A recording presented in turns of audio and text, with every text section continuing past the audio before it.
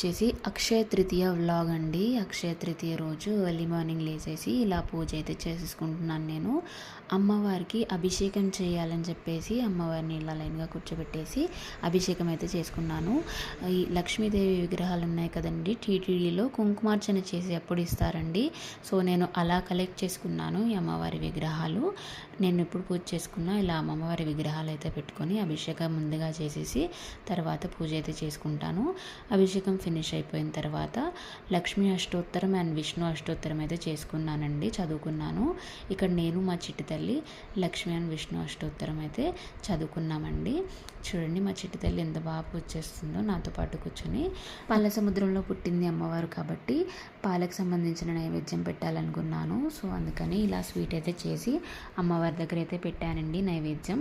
తర్వాత ఆరతి అయితే ఇచ్చేసాను. ఇలా పూజనైతే ఫినిష్ చేసుకున్నానండి. తర్వాత టెంపుల్కి వెళ్ళాలి కదా, ఈరోజు అక్షయ తృతీయ కాబట్టి ఏం దానం ఇచ్చినా అది రెట్టింపు ఫలితాన్ని అయితే ఇస్తుందని చెప్పారు. అక్షయ తృతీయ రోజు బంగారం కొనే కంటే ఇలా దానం ఏదైనా ఇస్తే దాని ఫలితం 1000 రెట్లు ఉంటుందని చెప్పారు. అమ్మవారి అనుగ్రహం చాలా ఉంటుంది మన పైన అని చెప్పారని ఇలా అమ్మవారికి అయితే పసుబొట్టులాగా ఇవ్వాలని అనుకున్నాను నేను. అందుకని చీర, బ్లౌజ్ పీస్, మనం రెడీ అయ్యేటప్పుడు ఏమేమి వస్తువులు అయితే మనం యూస్ చేస్తామో పసుపు కుంకుమలతో పాటు అలా అన్ని అమ్మవారికి కూడా ఇవ్వాలని అనుకున్నాను నేను. ఆకు, ఒక్క అండ్ బనానాస్తో పాటు పసుపు బొట్టు అయితే సమర్పించుకున్నానండి అమ్మవారికి.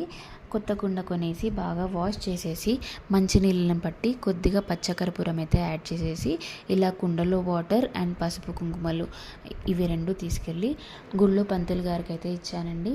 గుడి నుంచి వస్తూ అమ్మవారికి చాలా ఇష్టమైన వస్తువులు కొన్ని అయితే కొన్నాను. అక్షయ తృతీయ రోజు ఈ వస్తువులు కొంటే అమ్మవారి అనుగ్రహం చాలా ఉంటుంది మనపై అని చెప్పారు. అందుకనే పసుపు రంగు గవ్వలు, లవంగ, ఇలాచి, లోటస్ సీడ్స్ ఉంటుంది కదా అవి, పసుపు కొమ్ములు, చిట్టి గాజులు ఎరుపు రంగులో ఉన్నవి అవి కొన్నానండి.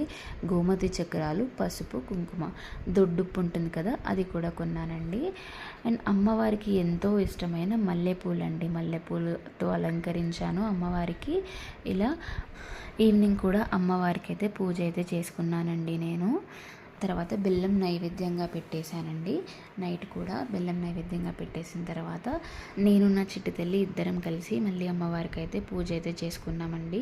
చూడండి మా చిట్టి తల్లి ఎంత బాగా అర్చన అయితే చేస్తుందో అమ్మవారి అర్చన.